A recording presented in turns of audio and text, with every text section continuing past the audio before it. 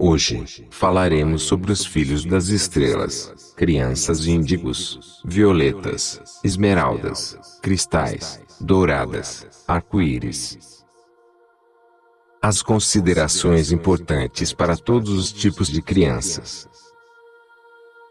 Alertamos que essas crianças podem ser desviadas de seu propósito divino pelas forças sinistras em vários momentos de sua jornada, seja durante o período infantil ou adolescente. As drogas, sexualidade, mídia e toda forma de manipulação para baixar o padrão emocional e o gradiente intelectual são ferramentas que têm sido utilizadas para desviá-los do seu propósito original. Como nem todas possuem no momento do nascimento e do crescimento a memória cósmica, ficam à mercê da educação de seus pais, o que se torna um grande risco, pois poucos estão realmente preparados para educá-las e entendê-las. Outro fator importante que deve ficar claro neste relato, para os egocêntricos, é que quando os pais foram adeptos de drogas de qualquer tipo, como ervas de poder, álcool em excesso e demais produtos que são cumulativos no registro do DNA, esse tipo de material permanece inserido no genoma dos pais e compromete por completo o desenvolvimento genético de seus filhos. Portanto, para aqueles que foram ou que são adeptos desse tipo de comportamento e acreditam que possuem filhos com genoma especial, entendam que isso é uma farsa e não pode ser verídico, devido ao padrão de energia que existe dentro dessas drogas e do campo telúrico que as mesmas possuem, relacionados às esferas umbralinas. Deve ficar claro para vocês que esse tipo de produto foi criado pelos grupos negativos e sinistros da humanidade, que já eram anjos caídos no passado. Substâncias que foram criadas para aprisionar as pessoas ao baixo astral e para tirar o poder divino de seus usuários. Mesmo quando uma pessoa suspende a utilização dessas substâncias, sua energia ainda persiste por anos nos corpos sutis e no próprio registro sanguíneo. Esse fator compromete a qualidade e o próprio material genético das crianças que serão geradas, mesmo que elas se enquadrem no padrão genético moderno de crianças especiais. Alertamos para este caso, pois sabemos que é normal em algumas comunidades espiritualistas a utilização de ervas de poder, que são usadas de forma indiscriminada. Além do uso de drogas e estimulantes como forma de se comunicarem com o plano espiritual. Porém, isso é uma desculpa e farsa para justificar seus problemas de ordem emocional, depressão e falta de coragem para enxergar a si próprio como realmente são e de mudar pelo amor próprio e não pela devoção aos falsos deuses, como as vossas religiões e seitas filosóficas pregam. Se o material genético dos progenitores está contaminado, certamente o de seus descendentes também estará. Portanto, entender isso é fundamental para o estudo que é apresentado na continuidade. Vocês não estão na Terra para competir quem possui o melhor filho da nova era, mas sim, para entender que cada um deles tem um enorme trabalho para ajudar a humanidade e necessitam do vosso apoio e atenção. Outro fator que deve ser considerado é com relação à alimentação dos pais, que também interfere no processo das cadeias moleculares no período da gestação. Vocês devem ter uma alimentação de boa qualidade, eliminando todo tipo de refrigerantes, açúcar refinado, fumo, drogas, gorduras trans e outros tipos de produtos industrializados que dificultam a livre troca de energia sutil e harmônica. Sabemos que esse assunto é complexo, pois passa pela questão da nutrição e dos valores filosóficos de vegetarianos e carnívoros. No entanto, todas as linhas de alimentação possuem alimentos de boa e de má qualidade, e é nisso que estamos nos baseando, para que entendam a responsabilidade que cada um de vocês possui para com os seus descendentes. Na vossa alimentação existem inúmeros conservantes e derivados do anel de benzeno, que são extremamente tóxicos e cumulativos na corrente sanguínea dos humanos, e que acabam por ser transferidos para seus descendentes. A orientação sexual dos pais também compromete por completo o desenvolvimento dessas crianças, assim como a orientação que será dada a elas. Vocês sabem que o sexo tem sido desvirtuado pela mídia como uma forma de controle emocional e psíquico da humanidade. A pornografia existe para desviá-los de sua trajetória em outro aspecto mais profundo, para remover de vocês a divindade do sexo. Assim, os seus filhos herdam esse tipo de condição psíquica da sexualidade e podem ser, com base nisso, vulneráveis a ataques desse tipo de energia na faixa dos 9 aos 17 anos. O que já demonstrou ser um caminho comum para desviar essas crianças de sua trajetória harmônica.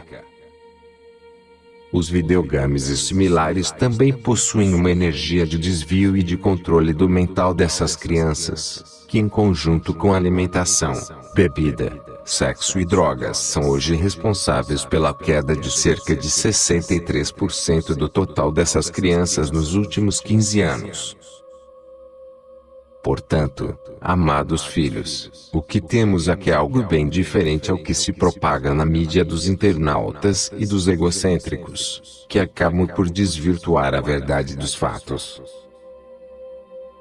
Outro aspecto a ser abordado é o alto índice de contaminação por protozoários em crianças nos grandes centros urbanos. Essas crianças, que são portadoras de diversos protozoários, larvas e similares, acabam por ter um comportamento de irritabilidade e atividade acima da média, o que é normalmente confundido com índigos. Ou seja, o comodismo faz com que os pais prefiram acreditar que seus filhos são portadores de uma dádiva desse tipo e não se preocupam com a saúde deles.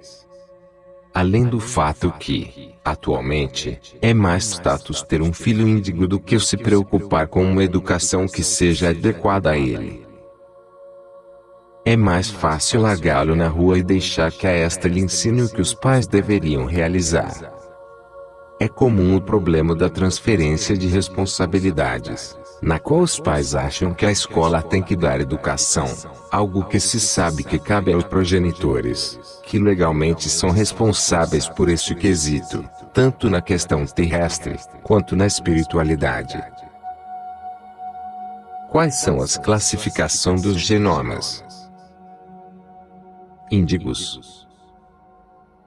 Crianças com a função de mudar os valores e padrões do passado, sendo renovadores por excelência e com muita vitalidade. Possuem elevado grau intelectual acima de 120 pontos, até os anos 90. Atualmente, elas atingem valores na média de 150 pontos de Qi, dependendo da classificação que eles se encontrem, conforme abaixo. Normalmente, o índigo é uma criança que questiona tudo e não aceita ordens consideradas por ele como estúpidas e sem sentido, pois nasceu para mudar os parâmetros do passado. Ele necessita de diálogo e exige isso com frequência, o que pode gerar discórdia, pois muitos pais não têm tempo para cuidar de seus filhos ou não possuem paciência necessária. O índigo tem a característica de ser muito pesquisador e inquieto. No entanto, não confundam isso com hiperatividade, que é uma doença diagnosticada na vossa medicina tradicional, mas que não tem relação com excesso de energia e de vitalidade. Normalmente, a criança dessa linhagem não adoece com facilidade, pois possui uma vitalidade e um sistema imunológico muito eficiente e o seu genoma já possui a cura para a maior parte de doenças do registro de vidas passadas. O ser desta gama é curioso por natureza e quer sempre aprender. Necessita que a sua curiosidade seja testada e treinada, para potencializar a sua condição intuitiva natural de se comunicar com o além da fisicalidade. Normalmente, por ter um intelecto ativo e dinâmico, possui um poder espiritual elevado de comunicação e, em muitos casos, comunicação direta com os irmãos estelares.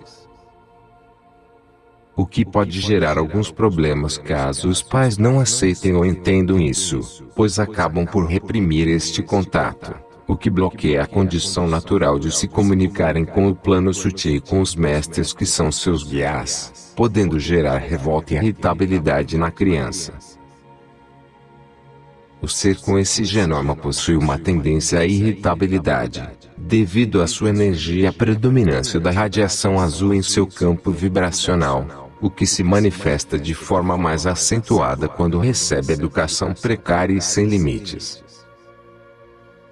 Este fator foi o que estragou a grande parte dessas crianças nos últimos 30 anos, período que vocês possuem conhecimento dessa frequência. A falta de limites na educação acaba por gerar o desvio de suas qualidades e a condição para que as energias opositoras se apoderem do campo energético e familiar e, por consequência, da egrégora dessas crianças. A primeira condição para esse nível de ser é a concepção por amor da união de um casal também missionário e avatárico, que possui a consciência do processo de fecundação e da missão da alma que está se propondo a nascer na Terra. Essa classificação é muito rara e poderíamos dizer que somente casos mediante um contrato direto com as altas hierarquias de Mika e dos mestres atendem a essa condição. Nesta categoria estão pessoas como Jesus Cristo, Siddhartha Gautama, Gandhi, Krishnamurti, Blavatsky, Elmora, Chico Xavier e Kutumi, onde a alma e os pais já sabiam anteriormente que existiria uma grande missão para esse mestre que estava se dispondo a encarnar na forma humana. Portanto, nesta classificação existe um comprometimento de todas as partes, para que essa criança possa desenvolver o trabalho e potencial de um mestre encarnado. Por essa razão, enfatizamos que essa classificação é efetivamente rara. Normalmente neste caso, temos um ser que já é senso e que opta por encarnar na Terra para resolver ou criar uma nova egrégora no planeta e na humanidade. Todos são divisores de águas e entram na realidade terrestre para ajudar a inserir novos patamares de consciência e de libertação da humanidade, além de serem a ponte para novos aspectos da espiritualidade. Neste caso especial de Índigo, o plano superior se destina a gerar as condições que permitam uma implementação de novos paradigmas e de projetos que serão continuados por sucessores e, ao mesmo tempo, novos códigos de comportamento e de espiritualidade. Eles, em geral, vêm para mudar o que é ultrapassado por algo inovador e efetivamente libertar a humanidade, ou parte dela, dos falsos valores. A alma que possui uma relação de realidades paralelas com a humanidade, ou com a energia da Terra, e necessita concluir algo que ficou inacabado. Normalmente, essa missão tem relação com o envolvimento da Federação Interestelar 1 sobrescrito ou da própria Confederação 2 sobrescrito. São almas extremamente elevadas, que procuram aproveitar as oportunidades para poder encarnar na Terra. Neste caso, eles procuram pela melhor afinidade genética dos progenitores e pela qualidade energética que possa ser melhorada ou aproveitada, para que no decorrer do relacionamento seja inserida a condição de gerar um ser com um novo padrão genético. Em outras palavras, o grupo que tutela essa alma irá dar condições para que os pais gerem um ser dentro do novo padrão de genoma, através de uma modificação e potencialização gradual das suas limitações, para que se enquadrem nas normas de procriação dessa criança. O material genético terá que ser constituído no decorrer de 18 meses até 5 anos, para que os pais possam gerar na sua sexualidade os ajustes, a condição energética e emocional para terem um índigo missionário e este possa receber a condição encarnacional. Normalmente, esses pais já possuem alguma sensibilidade e existe uma boa afinidade entre o casal. Mesmo que seja um relacionamento de resgate, ambos se amam e possuem um padrão de energia estável, o que ajuda no ajuste global dos padrões de energia que são necessários para se gerar uma criança dessa classificação. São seres que também possuem um elevado gradiente de intelecto, na faixa dos 130 a 180 de Qi, conforme o material cedido pelos pais, pois existe uma relação direta entre o material genético dos pais com o da alma que irá encarnar. O ajuste pode levar alguns anos até que esteja devidamente equilibrado, pois a alma que está sendo esperada é um mestre que possui um trabalho pré-definido e um tempo para desenvolvê-lo. A diferença com a classificação avatárico está no fato de que os pais não necessitam ser espiritualizados e estar efetivamente em contato com a hierarquia de forma consciente. Eles devem se amar e existir uma boa energia entre ambos, para que isso gere as condições para a alma receber o melhor que possa ser utilizado deles na concepção.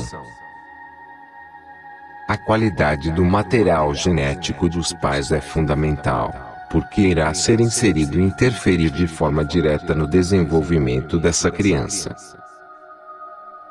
A missão que essa criança possui dentro de suas potencialidades está diretamente relacionada com a sua carga e registro espiritual, assim como o que ela aceitou em contrato com as respectivas hierarquias da Terra. Neste caso, existe um projeto e uma missão a serem cumpridos, onde todas as partes envolvidas irão se manifestar e desenvolver o que for possível, dentro das várias probabilidades que surgem no dia a dia dessa alma na forma humana. Para um melhor entendimento, devemos esclarecer a diferença entre transmigrado e entrante. Entrante é a alma que utiliza um ser humano que foi adaptado e preparado para recebê-la, sendo definido assim porque se apodera de um ser humano no decorrer de sua estadia encarnacional na Terra.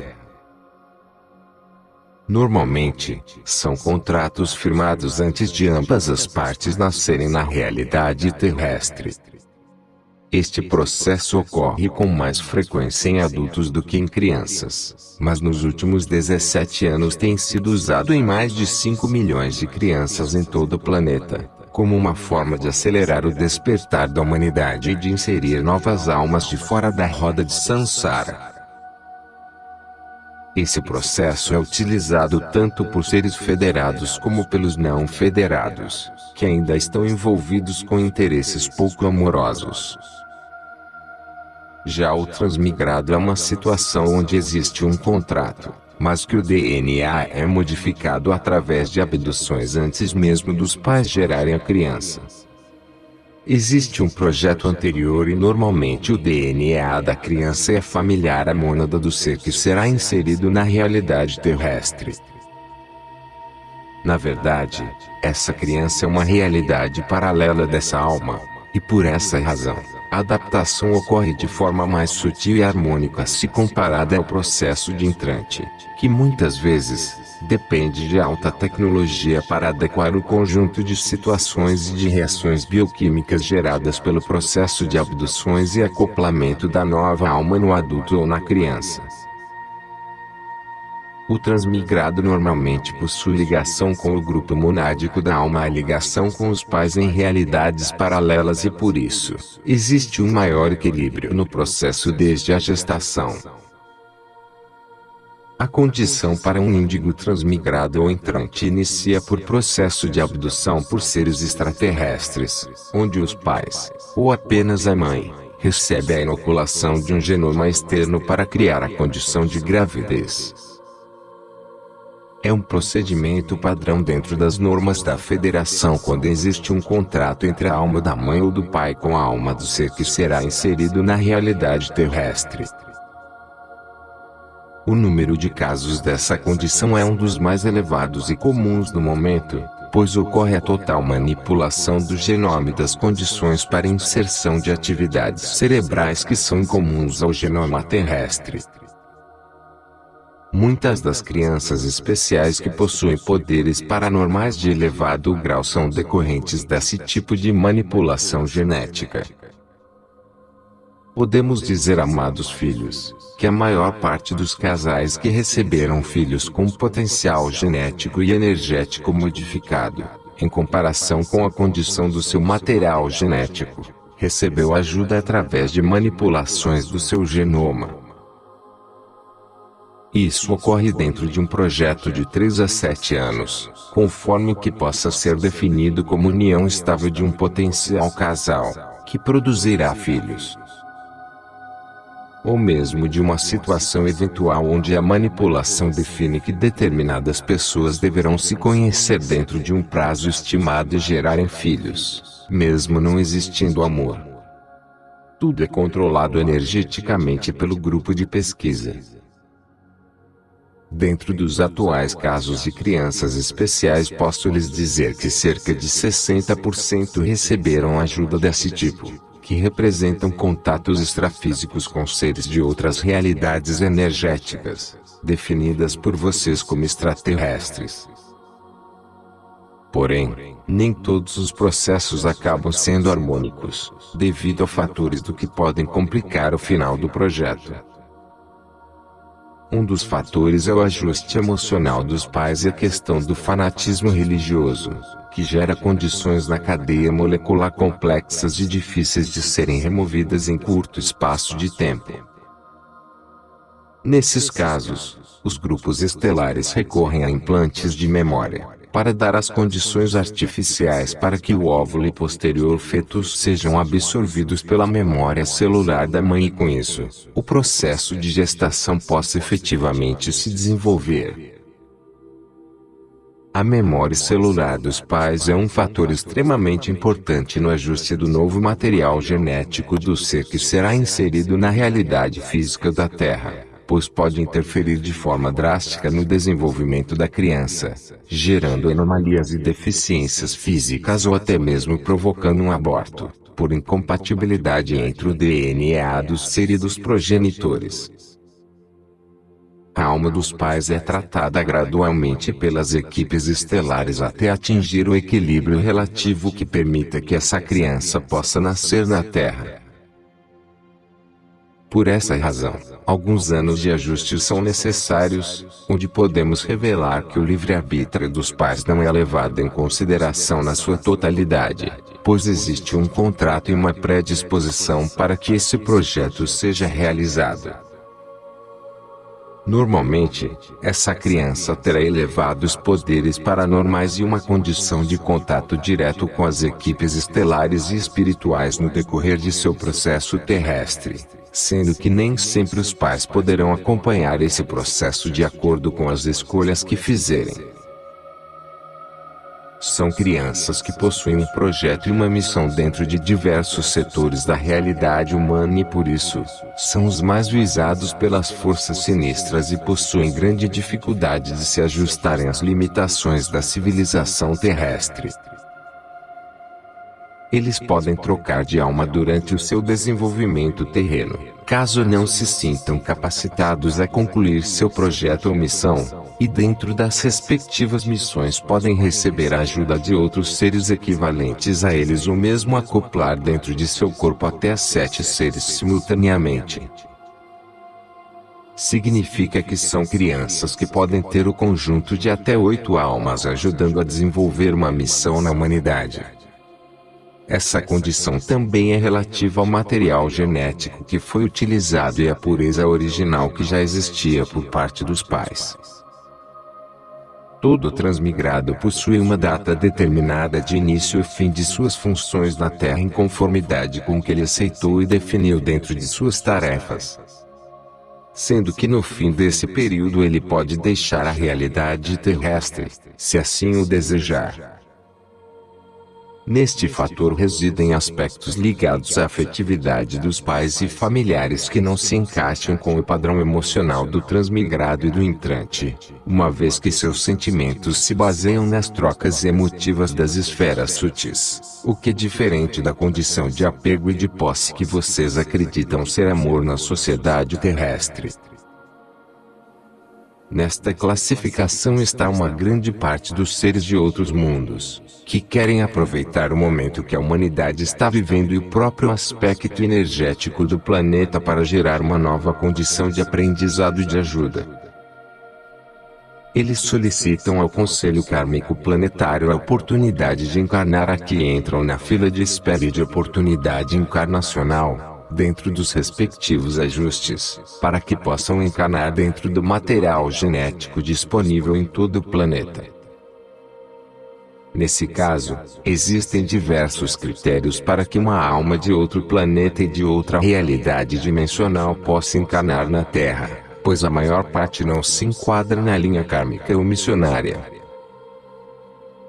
Porém, possui capacidade de ajudar a humanidade baseado neste aspecto.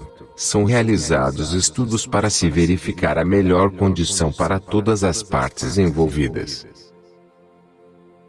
Estas almas representam um número elevado de crianças especiais, pois possuem um elevado grau intelectual, sintonia com a computação e com os mestres.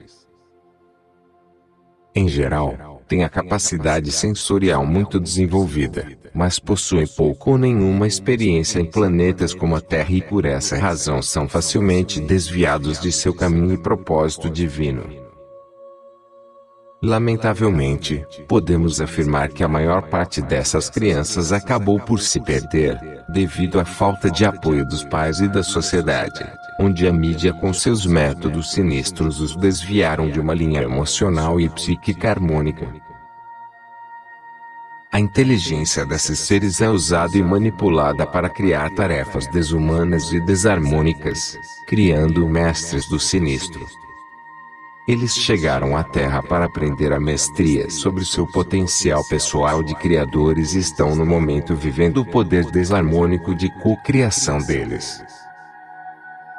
Isso é importante para o seu aprendizado, mas no contexto da humanidade gera um forte desequilíbrio e desvio das crianças para a egrégora da pornografia, drogas, alcoolismo, violência, guerras e agressividade em geral. Ao fazerem uma análise da atual situação de seus adolescentes e crianças, vocês se deparam com uma triste realidade na vossa sociedade. Neste ponto vocês percebem que o conceito de crianças especiais cai totalmente, pois vocês percebem que eles são tão vulneráveis quanto vocês e em alguns casos até mais, pois a maior parte não possui bagagem no que se refere a encarnações terrestres. Portanto, amados filhos, antes de se vangloriarem de que possuem descendentes especiais, entendam a responsabilidade que isso significa, não só como pais, mas como cidadão do mundo e com a própria espiritualidade. Esta classificação é interessante por definir um elevado número de seres de luz, que se perdeu na Terra desde 1973 com o desenvolvimento dos meios de controle do SGS-3 sobrescrito e do pacto com os grupos dos Grais, Zetas, Draconianos, Chopates, entre os que mais efetuaram manipulações através de abduções e outros meios de controle. Atualmente, cerca de 350 milhões de pessoas, desde setembro de 1973, foram afetados e de alguma forma, contaminados pela tecnologia desses seres dentro do que poderia ser definido como crianças especiais. Vejam que os números são bem elevados e definem algo distinto do que vocês acreditavam como, por exemplo, que essas crianças eram invulneráveis. Nesta classificação existe a condição natural de almas que ainda estão na roda de Sansara e possuem assuntos kármicos a serem resolvidos. Ao contrário do que se diz, essas crianças existem na atualidade e nascem aos milhares na Terra, pois ainda é muito a ser transmutado. Portanto, ainda existem seres com pendências que estão nascendo e que ainda devem continuar encarnando por alguns anos. Essas pessoas normalmente possuem uma vida mais densa, com aspectos pesados e dificuldades a serem vencidas desde doenças até a adaptação de questões de ordem umbralina. Normalmente, o número de obsessores dessas crianças é bem elevado, o que dificulta suas vidas. São pessoas que não gostam de animais, possuem ódio no coração, são revoltados com os pais, com a vida e com eles mesmos. Também é comum que alguns pais confundam essas crianças como sendo seres de luz, achando que por serem revoltados são iluminados.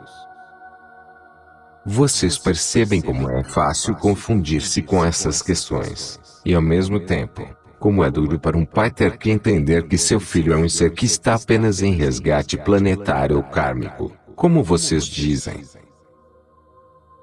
Esses esclarecimentos os ajudam a estudar a situação que se encontram de forma a encontrar um caminho, e ao mesmo tempo, auxiliar a resolver a questão com essas crianças, que na maioria dos casos envolve uma boa educação e paciência para dialogar com elas. Na vossa sociedade, muitos pais não querem assumir essa responsabilidade e deixam que outros assumam, o que acaba por gerar a marginalidade e revolta descontrolada. No caso destas crianças ou adolescentes, a situação é mais delicada e acaba por definir a diferença entre um delinquente e um servidor da lei universal. Portanto, quem compartilha o karma são os pais e não apenas a criança ou adolescente, pois o conjunto familiar é responsável pelo que está sendo produzido nessa relação e educação. Existem alguns paranormais que classificaram as crianças com grande dívida kármica como sendo da cor musgo, o que na verdade tem relação com o campo áurico enegrecido de elementais e de egrégora negativa. Violetas. Crianças que sustentam a egrégora do sétimo raio, com a capacidade de transmutação e de dissolver intrigas. Elas são pacifistas por natureza e possuem o dom espiritual de modificar as energias do ambiente onde estão, sendo regidas pela egrégora de Saint-Germain e Kuan Yin. Essas crianças iniciaram a sua maior concentração na Terra por volta de 1984, sendo que antes desta data já existiam crianças dessa qualificação, porém eram raras. A partir de então, elas deram início a uma efusão globalizada para dar sustentação à grande mudança que viria a ser introduzida na humanidade com a convergência harmônica. 4. Todas as crianças dessa regência serviram na egrégora do sétimo raio durante suas últimas 6 encarnações para poderem dessa forma, serem emanadoras dessa energia na sua missão final na Terra. Normalmente, são diplomatas por excelência e inserem nas pessoas um amor e ternura natural de seu ser, além de não gostarem de brigas e agressões. São muito delicadas nesse sentido e sensíveis às energias do ambiente onde moram ou convivem. Temos notado que essas crianças possuem dificuldade de adaptação no ambiente hostil de competitividade das pessoas e das outras crianças, que normalmente por inveja acabam sendo agredidas. Todo ser violeta possui uma profunda ligação com animais, com a natureza e forte conexão com a tecnologia, mas não tão intensos quanto os índigos. Justamente para inserirem na sociedade profundas mudanças no aspecto social e psíquico, pois elas são equipadas com diversos dispositivos tecnológicos de 12D para cima, para que sejam ajustados e ativados no decorrer de sua caminhada entre os humanos, de forma a desenvolver a conexão temporal com as esferas superiores. Podemos dizer que as crianças violetas equivalem a relógios biológicos da hierarquia, para inserir as técnicas de transmutação do planeta e para ativar os portais da regência do sétimo raio na humanidade. Todos são portadores do sagrado dentro de si, sendo que a seleção natural de cada um dependerá da classificação a qual pertencem. Um violeta possui um aspecto interessante que se baseia na condição de unificação de todas as outras qualificações dentro do contexto da fraternidade branca. Existe uma ligação de propósito dos avatares de cada raio, para que através da energia do raio violeta se possa unificar e gerar a condição da energia Maxim que veio a ser definida como a egrégora cristal Maxim em setembro de 2006, como será explicado no decorrer deste livro. A energia primordial da egrégora espiritual das crianças violetas é uma parte importante para essa nova categoria, que veremos a seguir. No restante, podemos definir que as crianças violetas possuem ampla sabedoria e poder intelectual na ordem de 140 a 180 Qi, de acordo com o seu propósito e com a bagagem espiritual. Na maioria dos casos são mestres de outros mundos que escolheram encarnar para realizar as tarefas que acreditam serem necessárias para a humanidade. A tarefa dessas crianças é diferente da dos índigos, pois possuem o papel de serem diplomatas nessa grande transformação e de transmutarem com sabedoria e com muito amor e cautela, pois são regidos por duas cores básicas. O que compõe o violeta é justamente a combinação do poder do azul e do amor do rosa. Logo, o violeta possui a capacidade do índigo acrescida do amor e sabedoria do rosa. Isso os torna mestres por excelência ao mesmo tempo, com grande responsabilidade social para com a humanidade. Outro aspecto que as difere dos seres índigos é o fato de, dependendo da classificação a qual elas pertencem, podem ter a mestria dos raios anteriores, o que as torna mestras com grande sabedoria e perseverança, enquanto as anteriores são mais objetivas em suas colocações e nos propósitos que vieram realizar.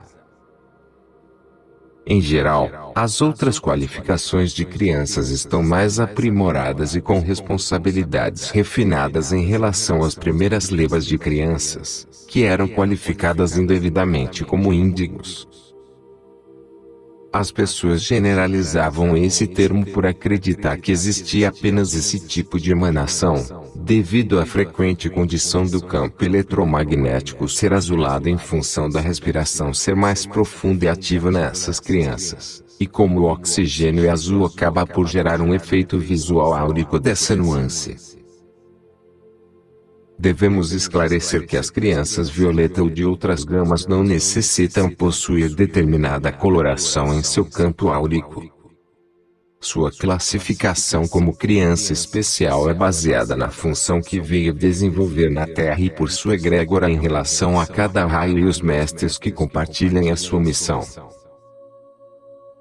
Em outras palavras, não é fácil a tarefa de descobrir qual a verdadeira regência de vossas crianças. O que mais se percebe é o achismo de vocês, criando mais confusão do que ajudando efetivamente as pessoas.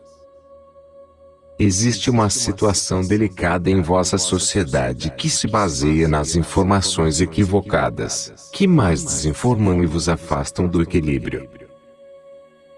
Situação gerada propositalmente pelos grupos do SGS, dos Illuminatis, 5, e de outros filiados a essa egrégora nefasta, que procuram controlar, inclusive, os sensitivos em todo o planeta.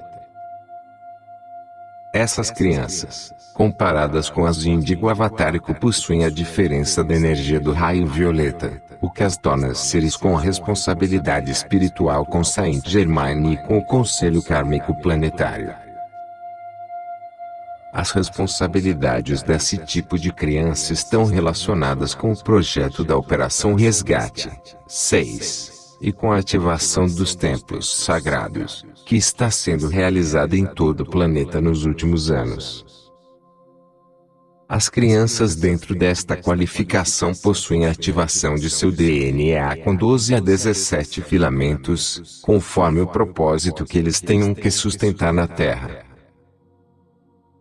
Normalmente, possuem a linhagem dos 72 corpos indexado na relação dos 72 nomes de Deus, o que faz com que tenham uma linhagem direta com a hierarquia dos Kumaras e com a egrégora dos anciões dos dias, que fazem parte do Conselho Universal. além de geralmente fazerem parte da hierarquia espiritual e possuírem a consciência cósmica ativa. Na medida em que crescem, despertam as capacidades sensoriais de conexão com as esferas da alta espiritualidade e assumem efetivamente o seu papel como avatares na Terra. Possuem alta capacidade de poderes de exorcismo e limpeza espiritual, além de serem alquimistas da espiritualidade por intuição. Possuem as mesmas qualificações descritas no caso dos índigos missionários, com a diferença de possuírem uma ligação extrema com a energia do raio violeta, o que gera condições de transmutação e trabalhos no plano da espiritualidade, mediunidade e sensibilidade mais desenvolvida. GIF de estrela violeta transmigrado e entrante. Neste caso, as mesmas explicações dos índigos transmigrado e entrante, com a diferença da condição e responsabilidade com a hierarquia de Saint-Germain e Ezequiel, no raio violeta e todas as funções que isso acarreta. As informações apresentadas no caso do índigo ocasional, com a diferença das qualidades energéticas do raio violeta. Esmeraldas. Seres esmeraldas possuem forte ligação com o poder de cura, terapias transcendentais e com a espiritualidade. Normalmente, essas almas já faziam parte das equipes espirituais da Terra, utilizando-se do processo mediúnico para ajudar a humanidade. Uma grande parte pertence ao Comando Santa Esmeralda e se encontra sob a coordenação do amado Mestre Hilarion e das equipes espaciais da Ordem de Santa Esmeralda. Essa ordem representa todo o conhecimento galáctico e este, por sua vez, uma parte do conhecimento e das equipes do universo de Teta e Nebadon. 7. No que se refere às pesquisas estelares de genoma, manipulação genética e todo tipo de experimentos estelares relativos a novas formas de vida. Dentro da Ordem Santa Esmeralda existe um banco de dados com todas as formas de vida dos universos que compõem Nebadon e seus coligados. Essas informações são fundamentais para as pesquisas, pois muitas almas e entrantes, que estão no momento encarnados e desenvolvendo as suas atividades, pertencem a genomas totalmente distintos dos empregados na matriz humana da Terra. Uma grande parte das almas encarnadas neste momento deriva de seres da linha de insetos e répteis, além das diferentes formas de vida marinha, que possuem esse genoma no seu campo de memória espiritual. Ao entrarem na forma humana, mesmo que por poucos anos, eles necessitam empregar aparelhos tecnológicos para poderem estabilizar o processo encarnacional. Dessa forma, os seres dessa linhagem possuem, entre algumas de suas muitas funções na Terra, a de ajudar a estabelecer o equilíbrio para essas pessoas. Isso pode ser alcançado pela simples presença dessas crianças na egrégora planetária. Em outros casos, também auxiliam o próximo, por serem aqueles que no futuro serão terapeutas ou mesmo médicos.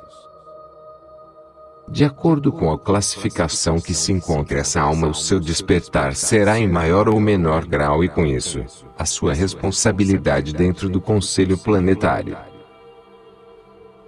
As equipes da Ordem Santa Esmeralda estão atuando através desse foco de crianças, o que também pode ocorrer com os outros tipos de classificação, de acordo com as funções que eles desenvolvam.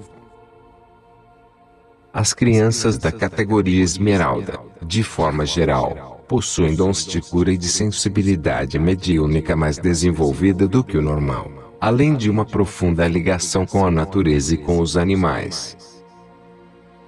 Isso ocorre justamente por serem pessoas com a condição natural de trocar energias como o meio ambiente, de forma similar às crianças da categoria cristal.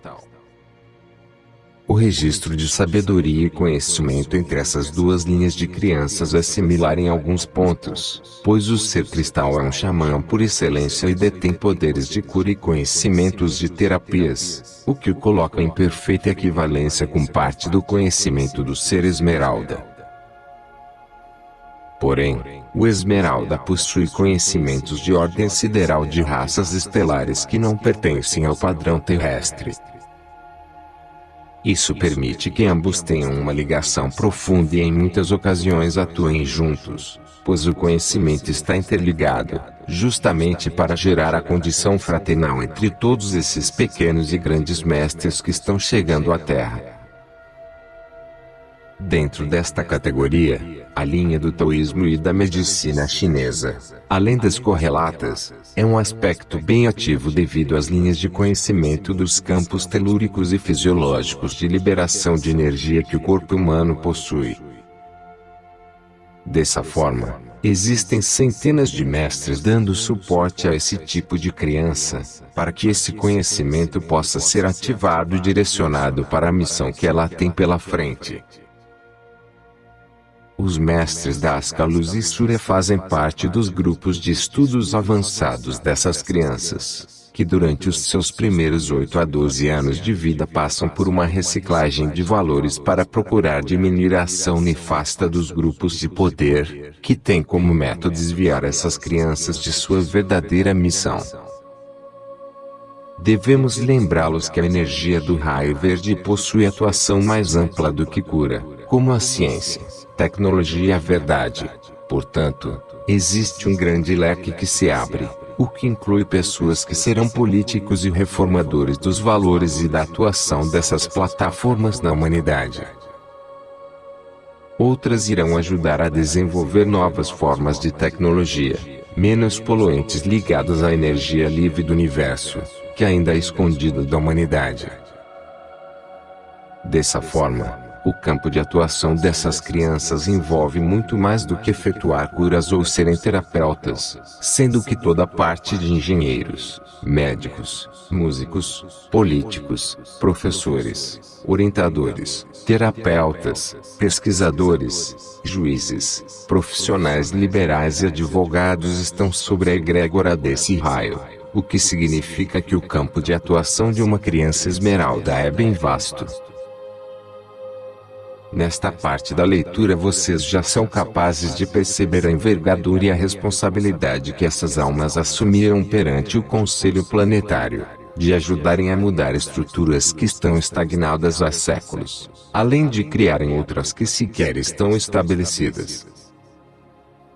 Nesta linha de seres a questão dos valores éticos, não apenas da orientação da própria espiritualidade, mas da sua bagagem interna é o maior presente que a humanidade está recebendo. Existem seres esmeralda nascendo desde o ano de 1962, que ajudaram no desenvolvimento de linhas tecnológicas que favoreceram a humanidade. São responsáveis também pelo fenômeno da medicina oriental ter despertado a curiosidade e a prática no Ocidente, o que é um dos objetivos dos projetos internos dessa linha de almas. Uma grande parte desses representantes podem ser vistos na figura de Nikola Tesla, Albert Einstein, Rutherford, Graham Bell, Santos Dumont, Leonardo da Vinci, pessoas que de alguma forma mudaram a humanidade e o segmento tecnológico e social. A afirmação de grande parte dos sensitivos e canalizadores de diversos países de que seres esmeralda começaram a encarnar na Terra em 1982 é falsa e sem fundamento. Não existe uma forma de testar e efetivamente comprovar esse fenômeno, pois até o momento se escondem os testes de DNA das novas crianças, existindo apenas boatos de que eles possuem uma estrutura de 20 a 24 bases nitrogenadas, contra as 4 que o resto da humanidade possui. Portanto, amados filhos da Terra, o que existe são boatos e especulações sem comprovações. Grandes mestres da humanidade, como já foi citado, pertenciam às diversas categorias de gênomos especiais, que tinham tarefas e projetos importantes e posso lhes assegurar que a energia dos 7 raios é muito antiga, e tem estado presente antes de vocês encarnarem na Terra. Para avaliarmos, o amado Saminat Kumara iniciou suas tarefas em vosso planeta há mais de 16,4 milhões de anos, o que significa que os 7 raios de precipitação estão presentes desde então, além dos outros 5 raios secretos e internos, que totalizam os 12 raios herméticos dos mestres e da fraternidade branca. Gradativamente ocorrem mudanças energéticas, conforme o que a humanidade suporta, e posso lhes adiantar que a cada 10 anos ocorre um aumento vibracional na alma das crianças que nascem, para ajudar no despertar da humanidade. A partir do ano de 1982, o que realmente aconteceu foi a presença da energia do cinturão de fótons, 8, das radiações solares e dos logos mais próximos, que geraram condições para que um maior número de almas de elevado padrão vibracional pudesse encarnar. Assim, podemos lhes dizer que grande parte do avanço tecnológico da humanidade, nos últimos 130 anos, foi sustentada pelos representantes dos 7 raios, não apenas esmeraldas e índigos, mas por um equilibrado conjunto de almas, com funções distintas e com apoio da espiritualidade. Para dessa forma, levar a humanidade à era atômica e dos computadores, gerando condições efetivas de um contato direto com os seres do espaço, a fim de quebrar a força dos falsos valores e das mentiras religiosas, que afastam a humanidade de seus irmãos planetários e de outras partes do firmamento estelar. O mestre Hilarion desenvolve diversas tarefas de modo a despertar nas pessoas a verdade, o caráter e a divindade de cada alma em suas ações e, portanto, o reto viver e reto pensar. Por esse ponto, podemos interpretar que o papel dos filhos Esmeralda é bem mais profundo do que se imagina, pois a estrutura de sustentação dos raios e dos mestres que neles atuam possuem contato direto com todas as almas que se propuseram ajudar na Operação Resgate. Como já exposto na condição do índigo avatárico, essa gama é similar, possuindo diferenças na condição da ciência e da tecnologia, nas quais o ser Esmeralda prima pela condição da verdade, da cura, da tecnologia e do caráter. Os Esmeraldas são bastante ativos e possuem um potencial intelectual muito elevado em equivalência aos outros, tendo uma forte ligação com a matriz do raio amarelo e azul, que compõem a energia do verde. As crianças índigos necessitam do contato com os Esmeraldas, por terem a vibração do amarelo e a sabedoria desse raio, pois a questão da iluminação é presente em todos os filhos dessa linhagem. Como mestres, possuem iniciações a partir de 12D, o que lhes confere a condição de avatares estelares da mesma forma que as crianças violeta e arco-íris. O mestre desta categoria que escolheu encarnar na Terra possui poderes de levitação, manipulação da matéria, transmutação e de cura além do patamar conhecido, podendo mudar a estrutura atômica com o poder mental, da mesma forma que o amado Daskal os ensinava na ilha de Chipre. Esses seres possuem um conhecimento hermético profundo e total lembrança dos registros da Terra e das humanidades que passaram por ela, o que os coloca em igualdade com as crianças cristais. A vitalidade desses seres é imensa, pois possuem a regência de Oxóssi, o que significa a vitalidade e a energia desse orixá maior. Portanto, o conhecimento das ervas também faz parte desta linha vibracional.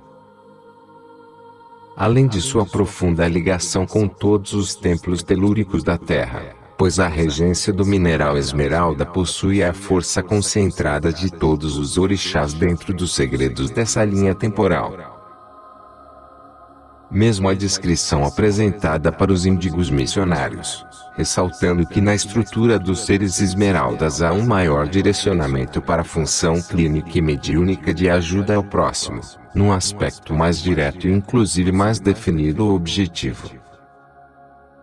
No entanto, isso depende do foco que essa alma realmente quer desenvolver e sustentar dentro das escolhas e dos contratos que ela assumiu perante a humanidade ou um grupo de pessoas.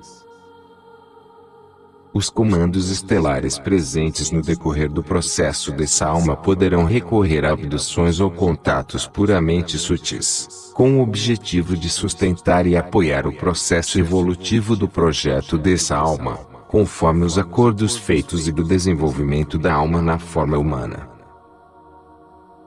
Podemos classificar que as almas que recorreram a esse tipo de situação, dentro da regência do raio verde, possuem um objetivo específico, que pode ter um período previamente definido. Podem sofrer trocas de almas no decorrer de sua encarnação, conforme o ajuste e a capacidade da alma de sustentar o corpo físico que está usando.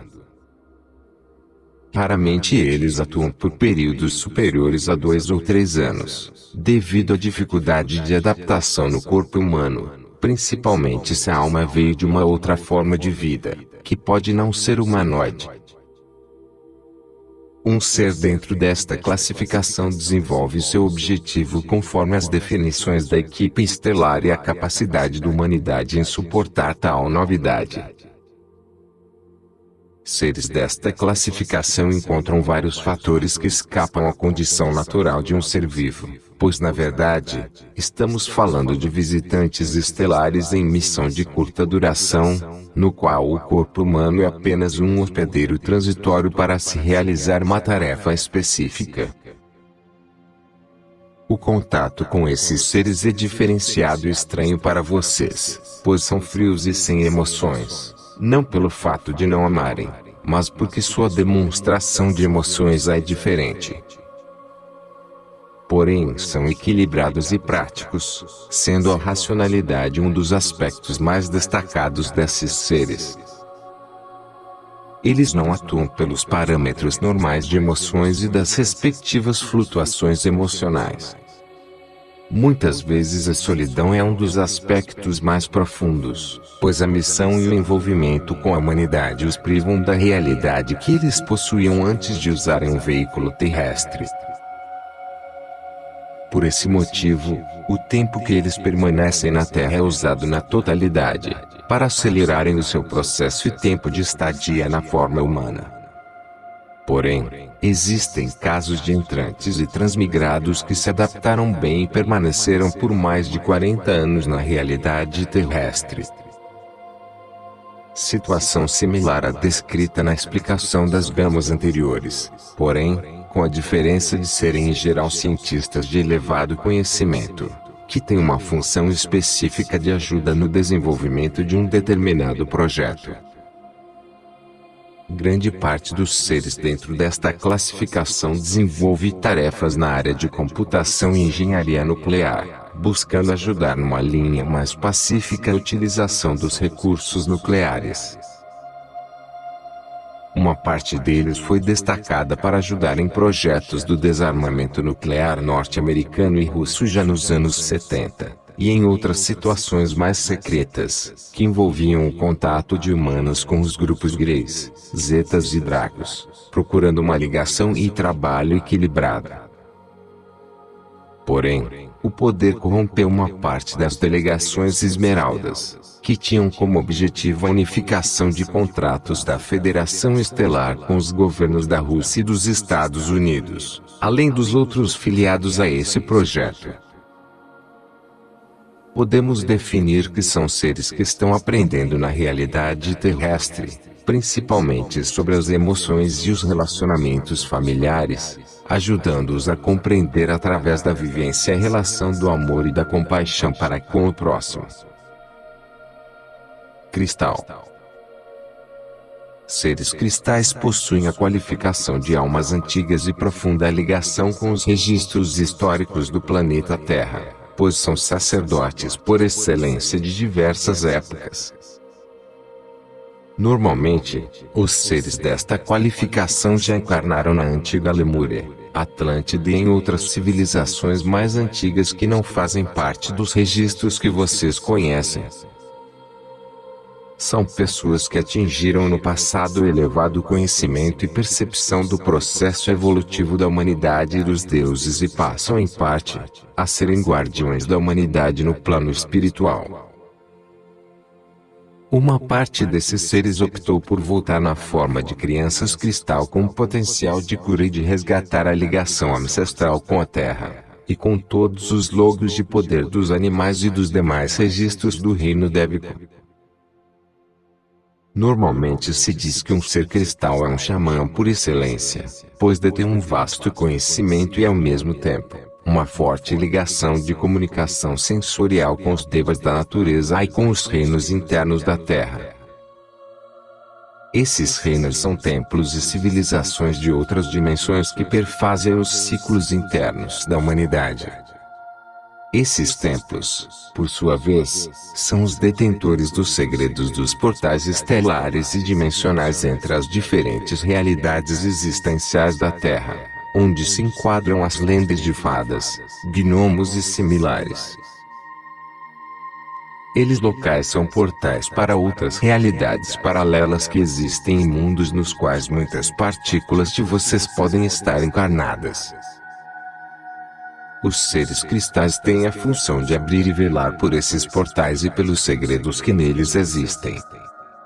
Por esse motivo, a ligação entre os cristais e as demais crianças é de vital importância para o plano da fraternidade branca, pois o equilíbrio que eles sustentam é fundamental para o salto quântico 9 da humanidade e do planeta, pois todas as outras realidades estão envolvidas.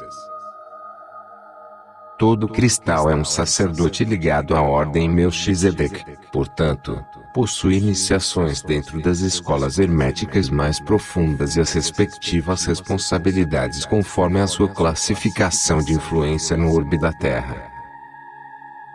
Essas iniciações são ativadas no decorrer das suas experiências de vida, de acordo com as tarefas que ele se comprometeu a realizar. O seu despertar e conhecimento estão diretamente relacionados às antigas iniciações e segredos herméticos, que envolvem a relação com os templos e civilizações de outras dimensões, com os poderes de cura e de terapias para desbloquear e quebrar contratos das pessoas que são atendidas e ajudadas por esse tipo de ser.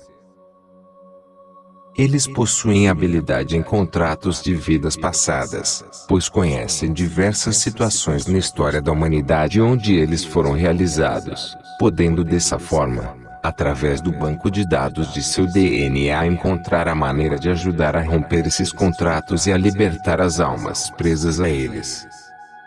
O conhecimento de magismo dessas crianças é bem avançado e podem intuitivamente efetuar magismo branco ou negro, conforme a índole que for inserida nelas. São profundamente ligadas à natureza e possuem a necessidade de contato com animais, florestas, oceanos e montanhas, entrando em depressão quando são afastados desse convívio. Portanto, é um aspecto a se analisar corretamente, pois um elevado número dessas crianças se desviou de sua linha e entrou na revolta justamente pela falta desse contato. Eles se alimentam do intercâmbio energético com a natureza e com os devas, permitindo assim que o seu despertar e missão sejam codificados gradualmente dentro de si. Existe uma ligação profunda entre a linha cristal e a linha de caboclos indígenas do passado, que é um dos meios de comunicação e expressão sensorial.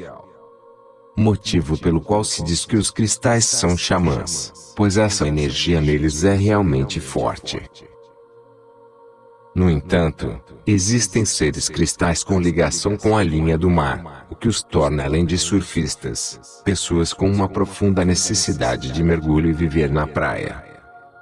Esse tipo de cristal está ligado às cidades intraoceânicas e às antigas civilizações que ainda existem em 5D e 6D nos oceanos.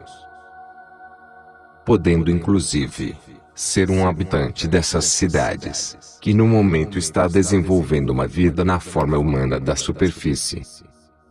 Por essas razões a avaliação dos cristais é tão complexa como a das outras categorias, pois não existe uma regra básica para definir e descrever as funções que cada um tem. Na classificação destas crianças podem ser encontradas as cores dos 12 raios, o que significa que nesta linha, há ligação de intercâmbio com os outros mestres e seus respectivos raios, porque a egrégora cristal está sustentada pelo Logos Gaia e pela consciência que isso representa. Por esse motivo, se diz que essa gama de seres são as almas mais antigas da Terra, pois a sua alma está conectada à essência vibracional da Mãe Terra.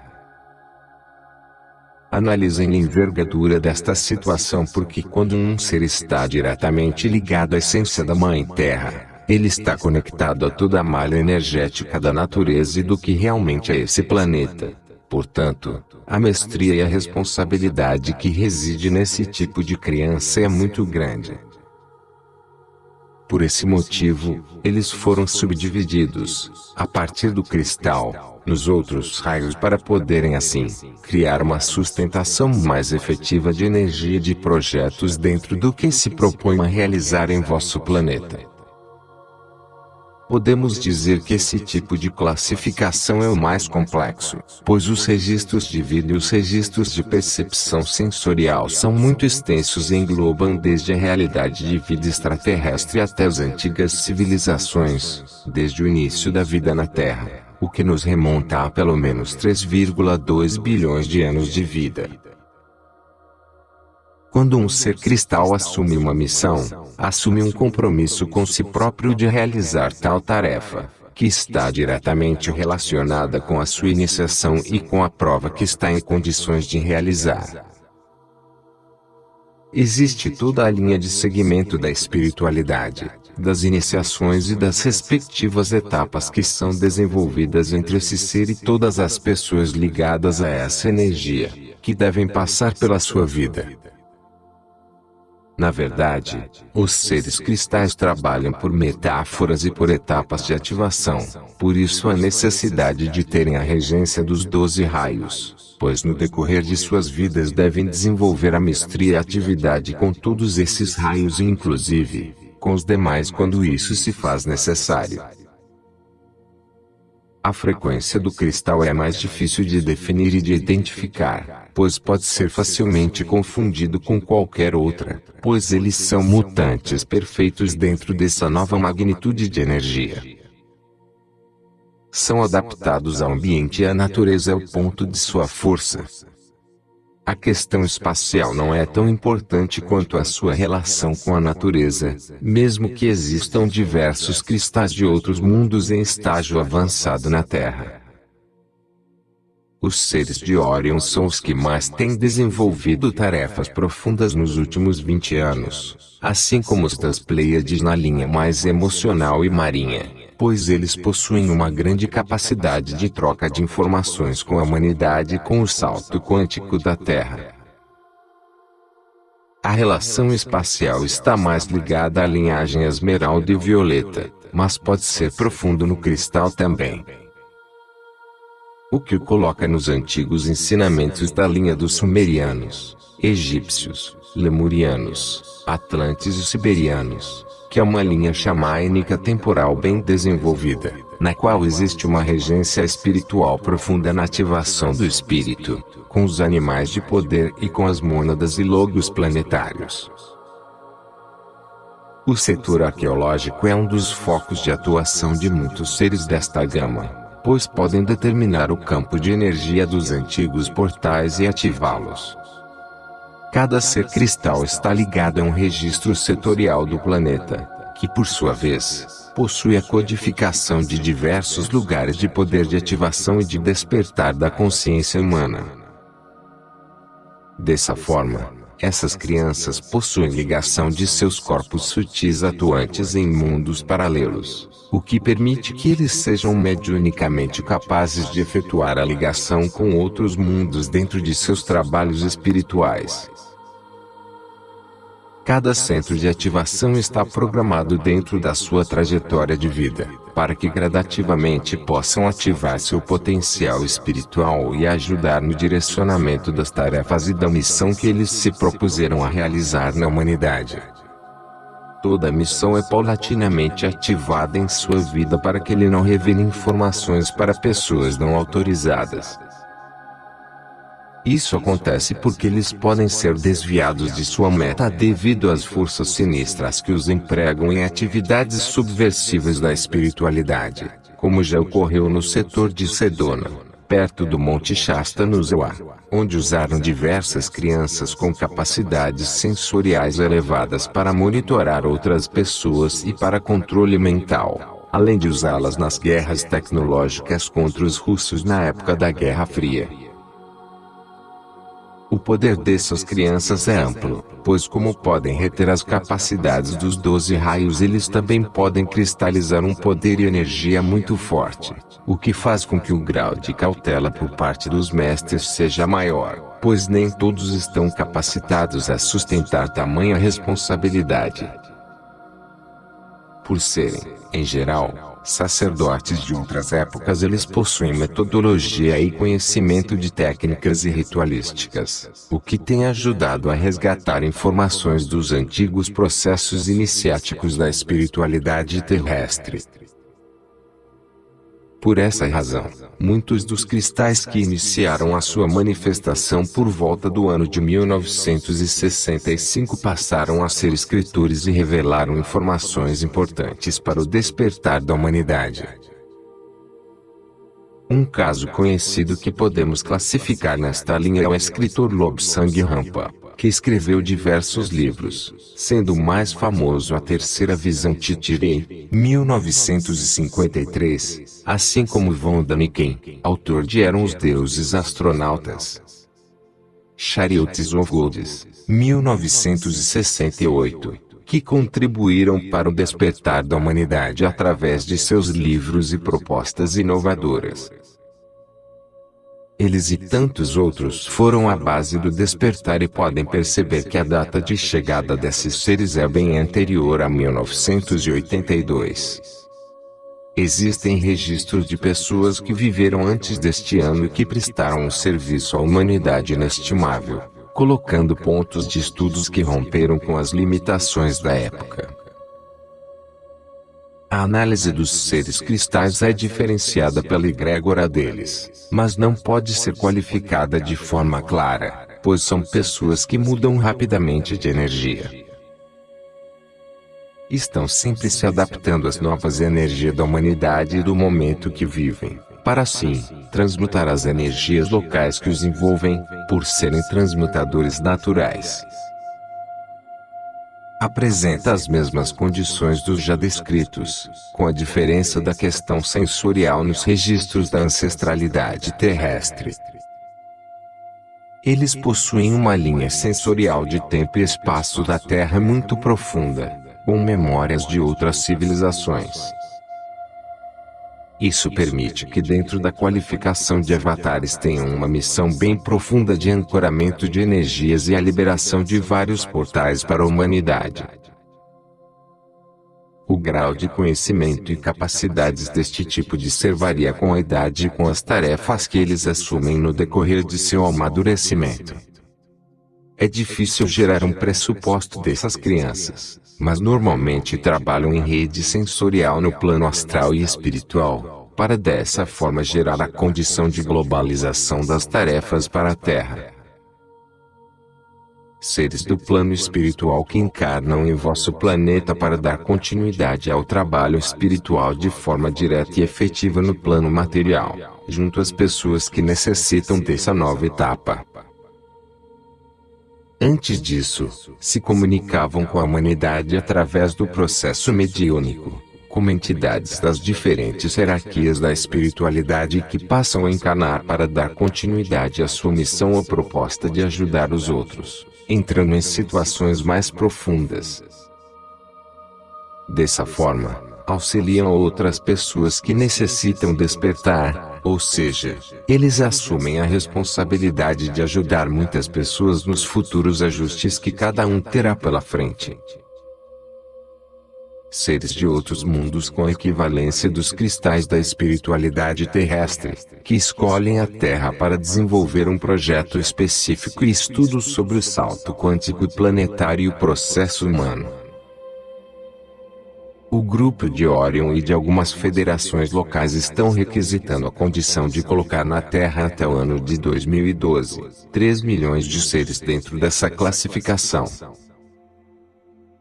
Eles pretendem com isso, ajudar nas pesquisas e na sustentação de anexar a Terra às diferentes federações estelares. Existe um contingente de especialistas que já ajudaram em outros mundos que passaram pelo mesmo processo, e que possuem qualificações para ajudar no processo terrestre. Uma parte deste pedido já foi atendido e deverá ser expandido para um número ainda maior, com seres de outros quadrantes estelares. São seres de outros planos dimensionais ligados ao sistema solar que resolveram ajudar e ao mesmo tempo, efetuar estudos mais profundos sobre os processos psíquicos e genéticos das alterações que a humanidade está passando. Possuem uma forte ligação com outros mundos, como com a Ordem dos 4910. Que tem relação direta com a Federação e sistemas correlacionados com as casas de comércio e antigas bases na Terra. Douradas. Uma qualificação mais recente de seres que iniciaram a sua missão no plano físico encarnacional por volta de 1998. Sendo que a maior parte delas iniciou a sua aproximação e tentativas de encarnar entre 2013 e 2006, pois sua energia, de maneira geral, é mais elevada e delicada. São seres que normalmente vêm de planos de 14D a 18D, e o processo de adaptação dimensional e das egrégoras energéticas da Terra têm sido difíceis de sustentar. Existem cerca de 830 mil crianças douradas que encarnaram na Terra desde 1998. Sustentar o plano divino é a sua missão e tem sido uma aventura difícil, pois uma grande parte deles acaba desencarnando entre 3 e 7 meses de vida, pois em geral, não se adaptam às energias densas e desarmônicas, como ódio e maldade. Essa qualificação de seres se encontra praticamente desvirtuada porque é comum que as pessoas confundam as outras gamas vibracionais como sendo crianças douradas. Essas crianças ou almas, normalmente possuem um elevado poder consciencial, total memória de sua realidade estelar e de toda a hierarquia dos mestres. Ou seja, nascem completos e prontos para executar a sua missão ou projeto que tenham se comprometido a realizar. No entanto, a egrégora do local onde atuam é o seu ponto fraco. É comum essas crianças nascerem em lugares afastados e isolados, para pelo menos nos primeiros 7 anos de vida poderem ajustar a sua energia, e assim terem a capacidade de suportar as energias telúricas e psíquicas da humanidade. Porém, ainda estão em processo de adaptação na sua maior parte, pois são seres muito delicados. Em geral, uma criança dourada possui um QI entre 180 a 260 pontos, conforme o que ela venha a desenvolver. São verdadeiros prodígios, o que dificulta a sua estadia na egrégora planetária. Posso lhes revelar que um elevado número dessas crianças nasceu nos domínios da Antártida, no que é denominado de Quarto Reich, como ponto de partida para ajudar a elevar ainda mais o gradiente de energia dessa civilização que escapou dos efeitos da Segunda Guerra Mundial. Como nos outros casos, existem mitos sobre essa classificação de seres e sobre seus poderes. Para muitos, eles são verdadeiros super-homens ou super-mulheres, mas na verdade, o ponto principal é a sua sabedoria e amorosidade, pois são mestres ascensos de dimensões superiores que já detinham todo um trabalho de mestria e de supervisão de outros mundos. Alguns inclusive, já eram príncipes planetários em outras realidades e passaram a ser novos avatares e mensageiros do amor de Cristo Mika ao escolherem a Terra. Normalmente, os seres desta linhagem são Kumaras e possuem um trabalho voltado a sustentar a energia da malha crística no planeta, além de serem sumos sacerdotes da espiritualidade. Possuem o conhecimento científico da Confederação Intergaláctica e das correlatas, com o objetivo de ajudar a humanidade a entrar na nova gama vibracional que está sendo planejada para os próximos anos, com a aproximação definitiva de Hercólobos, e a passagem de Nibiru. Estes astros trazem fortes mudanças no campo gravitacional e magnético da Terra, o que exigirá de certas pessoas a capacidade de usar essas novas energias para que a Terra possa ativar os seus centros internos de poder e de ascensão. As crianças douradas são polos de segurança e podemos dizer, fusíveis de ativação de centros de controle e de reação em cadeia da malha crística universal dentro dos templos internos. Está previsto que a Terra deverá receber no plano físico de 10,5 mil a 13 mil dessas crianças até o ano de 2018, pois até 2012 a energia não estará estável o suficiente para que elas possam encarnar. O número de crianças necessárias para ativar a malha crística quando da passagem de Hercólobos é de 25 mil, o que significa que até próximo de 2028 a 2035, elas deveriam estar todas encarnadas. Como se sabe que uma grande parte não consegue ficar na fisicalidade, o contingente extra dessas crianças está contabilizado neste momento em cerca de 67 mil, que estão dispostas a tentar o acoplamento terrestre. Como já foi explicado, o nível de mortalidade dessas crianças é ainda elevado e só deve começar a baixar por volta de 2010, se a egrégora das outras crianças ajudar a sustentar uma condição mais favorável no planeta. A egrégora de uma criança dourada em relação às outras é bem superior. Podemos definir que enquanto uma criança das outras qualificações possui um campo emissor pessoal de cerca de 800 mil a 1,2 milhões de angstroms de energia, este emite, no mínimo, cerca de 5 milhões de angstroms na emissão normal, sem estarem realizando tarefas. Entre elas existe uma ligação profunda de energia amorosa, mas o gradiente de responsabilidade e envolvimento com energia crística é bem diferente. Podemos dizer que os dourados são a extensão direta dos mestres maiores e de Deus em ação na Terra. Até onde o Conselho Maior da Criação dos Anciões de Dias e Criadores Micaélicos autorizaram, todos os dourados encarnados são desta classificação. Não há registro de que as outras classificações possuam manifestação deste tipo de seres, pois todos pertencem a um elevado grau de energia e não se envolvem com as diferenças relativas à Federação Estelar e outros grupos. Todos eles são diretos da fonte e ligados com a Confederação. Arco-íris.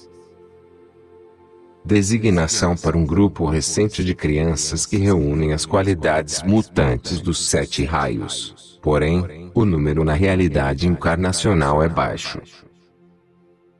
Essa linha de crianças ainda conta com uma representação que se iniciou por volta do ano 2012 e que atingiu maior força em maio de 2005. Possuem uma similaridade com a linha cristal, porém, no caso o arco-íris egrégora dos 7 raios está bem mais definido e são grandes instrutores da espiritualidade entre 7D a 12D.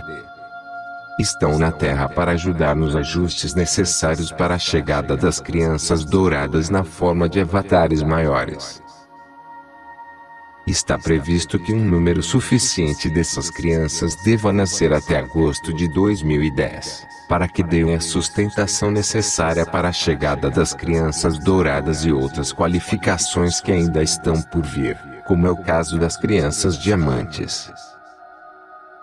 A classificação arco-íris foi destacada por algumas pessoas, como se fosse superior às outras, o que é um engano, pois estas crianças são mutantes que têm uma responsabilidade acumulada maior e ao mesmo tempo, uma tentativa de acelerar o processo terrestre com os registros combinados dos 7 raios. É importante salientar que não existe uma linha melhor entre essas almas, como já tem surgido nos meios de comunicação esotérica. Cada uma cumpre uma missão em conformidade com a sua capacidade de realizar determinada tarefa. Nenhuma classificação é superior à outra, sendo que cada uma dessas almas possui responsabilidades diferentes a fim de realizar uma missão. Tenham em mente que não é vosso papel criticar ou fazer julgamentos. Isso cabe à hierarquia maior e ao Conselho Kármico Universal ou da Terra. Cada alma que se propôs a realizar uma tarefa tem o apoio dos mestres da Fraternidade Branca e Estelar. Por possuírem os 7 raios na forma de registros dentro do RNA mensageiro, 11, são verdadeiras bibliotecas ambulantes, mas também podem se desviar de sua meta caso não recebam o apoio necessário por parte dos pais e da sociedade. O grau de que deles pode variar de 160 a 240 pontos, conforme o grau de consciência que eles tenham despertado na Terra. Um ser arco-íris possui registros da egrégora dos 7 raios e dos respectivos tempos. Portanto, está submetido à coordenação do Machoan Paulo, que é o distribuidor dessa energia. Normalmente, a criança desta classificação foi antes de encarnar um discípulo dos mestres dirigentes desses 7 raios, e no momento, se dispôs a ajudar no processo da Operação Resgate e no despertar da humanidade. Estes seres podem assumir diversas funções, assim como os outros, mas são mais maleáveis e possuem a condição de melhor adaptação, podendo suportar cargas de energia mais densas. Porém, ainda estão em fase de testes, por estarem a curto espaço de tempo na fisicalidade terrestre. Identificar uma criança dessas é uma tarefa difícil, pois o seu campo áurico não demonstra claramente que eles sejam um arco-íris. As pessoas pensam que a aura deles deve refletir os 7 raios, o que não é verdade. A informação de que vocês podem definir a classificação de uma criança através da visualização da aura é falsa. A aura de cada pessoa é relativa à emissão de energias do que estão sendo produzidas naquele momento. Cada corpo sutil acoplado ao corpo físico emite um padrão de energia, que ao interagir com o físico gera uma cor, o que já muda o conceito que vocês possuem sobre a aura. O campo áurico de todos os seres emana o que é produzido dentro dele, além de gerar energia a partir das reações bioquímicas da respiração, o que em geral confere a cor azulada à aura das pessoas. No caso de crianças, isso é mais intenso devido ao forte ciclo de respiração que elas possuem. A criança desta gama possui dentro de suas qualificações uma elevada sensibilidade emocional e psíquica, o que permite um efeito telepático e empático com as pessoas ao seu redor. Em outras palavras, quase todo arco-íris é o que se denomina de médium de transporte, pois capta as cargas das pessoas e possui a capacidade de sentir o que elas estão sentindo, possuindo assim, uma forte empatia com tudo à sua volta. Possuem forte ligação com o reino animal e vegetal, mas o seu aspecto mental é mais desenvolvido do que o emocional e em muitos casos, eles podem desenvolver um caráter materialista e prático, diferente das outras classificações. Isso dependerá da regência que ele tem em relação aos 7 raios. Todo arco-íris possui uma regência de maior vibração e de acordo com esta, terá seu caráter definido. Esses seres apresentam uma grande afinidade com a ciência e tecnologia, mas também com a área de humanas na parte social e médica, portanto, o campo de atuação deles é amplo e ainda não foi totalmente definido. Todos são pequenos ainda, pois iniciaram as suas atribuições na parte material há pouco mais de 5 anos. No plano espiritual eles têm uma ligação com todos os outros centros de energia, como já foi explicado nas outras qualificações de crianças. No entanto, estes possuem ligação com centros de controle operacional avançada de naves e dos portais 11 e 11 e 12 e 12, como sendo a base de comunicação central deles. Isso ocorre porque a maior parte destas crianças tem origem nos grupos de Arcturus e Pleiades. Grande parte dos emissários de Toranque, Jeová, que representa as Pleiades, usam essa egrégora para iniciar mais uma tentativa de ajustar as energias desse povo dentro da sociedade terrestre e preparar a humanidade para as futuras negociações com os grupos de Nibiru.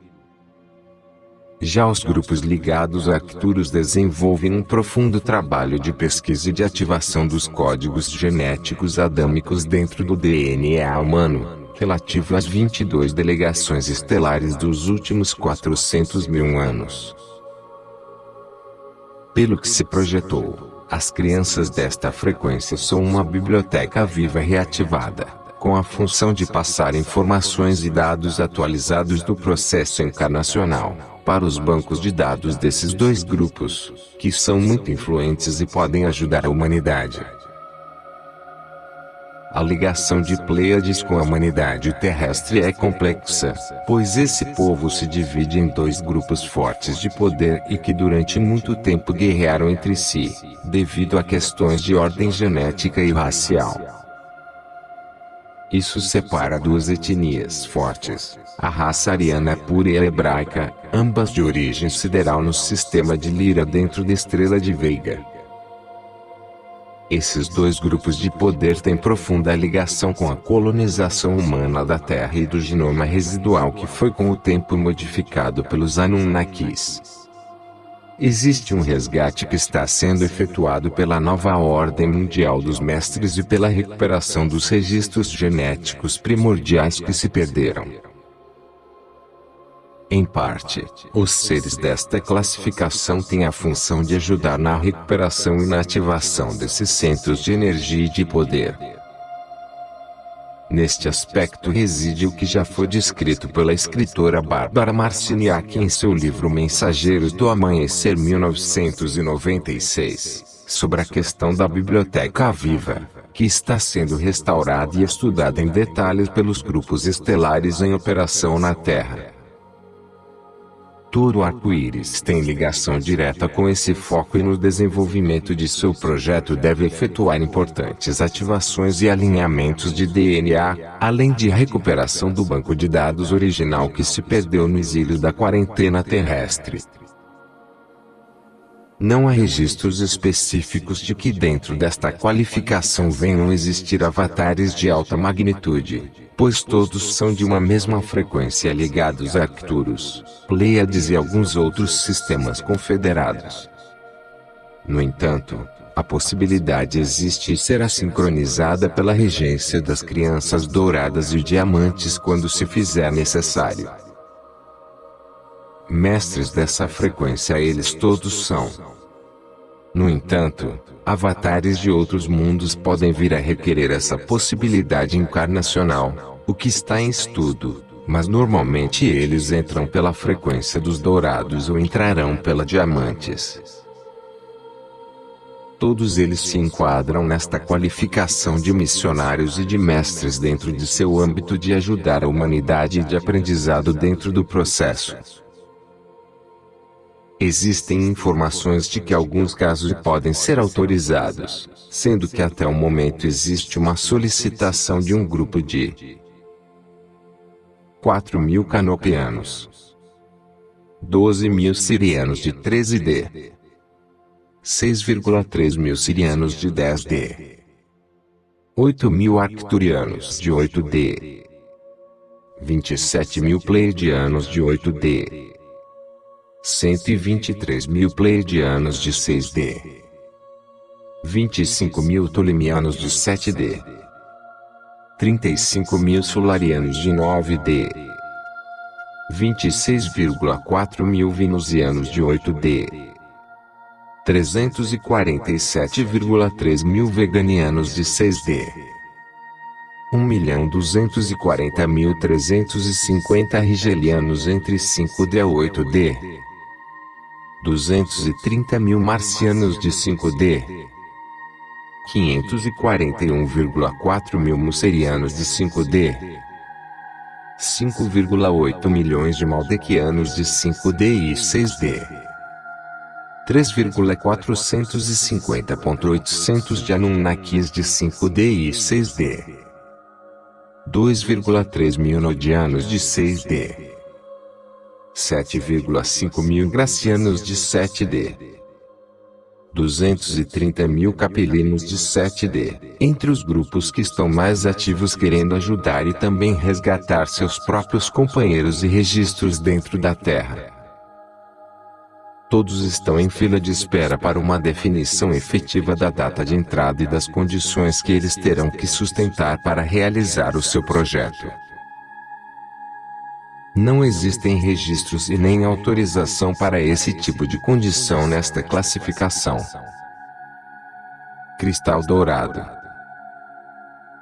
Uma variação importante da linha cristal, pois tem uma ligação de preparação e de ancoramento para as crianças da linha dourado, que, como já foi explicado, são frágeis e normalmente morrem nos primeiros meses de vida. Essa classificação de crianças é um pré-ajuste para gerar energia para que um dourado possa encarnar. Em alguns casos, a alma encarna no início com essa energia e com o tempo surge a energia dourada efetiva, como estágio de preparação para que ela possa subsistir na egrégora terrestre. Também são crianças raras de nascer, pois o contingente delas depende da egrégora espiritual que já tenha sido alcançada anteriormente. Como são crianças cristais com a radiação dourada que é o 10º raio, são seres que dentro da hierarquia espiritual transcenderam para patamares entre 8D a 15D, dentro das civilizações próximas à Terra. Dessa forma, servem de base de entrada para que as energias mais refinadas das crianças douradas e diamante possam vir a se manifestar como determinado. Uma criança desta magnitude manifesta qualidades espirituais e dons paranormais além da média desde os seus primeiros dias de vida, podendo ser telepata e sensitivo extremo. A vidência também é uma característica muito desenvolvida, o que faz com que sejam crianças sensíveis e caso não recebam um bom apoio familiar acabam sendo tratados como hiperativos, bipolares ou outras disfunções, pois a medicina tradicional e os pais podem tratá-los como mentalmente perturbados. Isso é válido para todo tipo de criança, mas no caso da cristal dourado é mais delicado, por serem mediunicamente ativos desde suas 3 primeiras semanas de vida. A sensibilidade deles é similar à dos outros, porém existe um outro fator delicado de explicar. Todo ser cristal dourado possui uma equipe de protetores e amparadores estelares declarados. Eles falam com seres de outros mundos e detêm memória estelar, o que os qualifica perante a medicina e a sociedade como esquizofrênicos ou doentes mentais. Isso não ocorre de forma tão intensa nas outras crianças, pois o processo é mais lento e meticuloso, mas com esta classificação, por várias situações emergenciais da Terra e da humanidade, não foi possível tomar todos os cuidados necessários. Um grupo de risco veio nascer entre 1999 até o presente momento, sendo que em todo o planeta até agora existem cerca de 2 milhões de crianças cristais dourados encarnadas. Todos enquadrados nestas delicadas situações, sendo que uma parte já se encontra em tratamento clínico com medicamentos químicos. 1. Federação Interestelar. São povos que atingiram a tecnologia espacial, mas não atingiram o Cristo interno. 2. Confederação Interestelar. Seres a partir de 8D que além de tecnologia espacial vivem em uma conexão superior de energia. 3. SGS. Sinistro Governo Secreto. Organização que existe desde o início de 1948 e tem bases mais antigas com a Ordem Illuminatis, que existe desde meados de 1773. Sendo que originalmente essa organização surgiu da Ordem do Dragão Negro na época dos Atlantes. Portanto, o SGS é uma evolução direta de antigas sociedades secretas que mantêm vínculo com os antigos anjos caídos de grupos renegados estelares que ainda sustentam trabalhos e acordos com parte da humanidade e outras civilizações secretas. 4.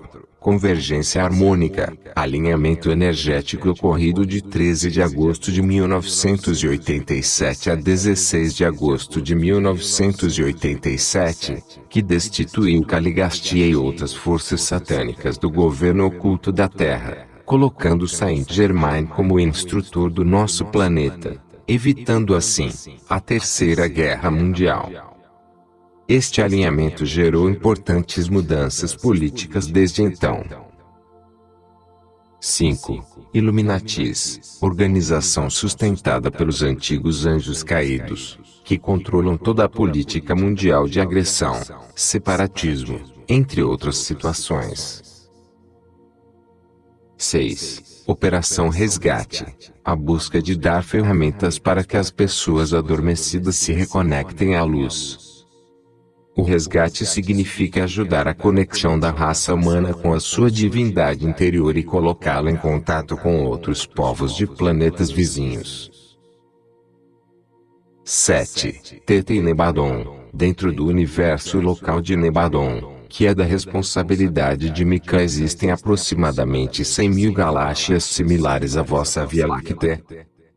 Dessa forma surgiu o que vocês conhecem como Universo Teta, que é parte do vosso universo local menor, com 21 galáxias ao redor de um centro gerador que pode ser definido tanto como Solvinton por alguns e como Urbon por outros seres. 8. Cinturão de fótons. É o nome dado a um gigante anel de radiação que fica à volta do grande Sol central de Alcione, localizado na constelação das Pleiades. Esse importante foco de luz está ativando os códigos de luz de todas as formas de vida das 21 galáxias de Teta. 9. Salto quântico. A energia da Terra está sendo elevada pelas forças celestes para uma incursão nas faixas dimensionais mais elevadas.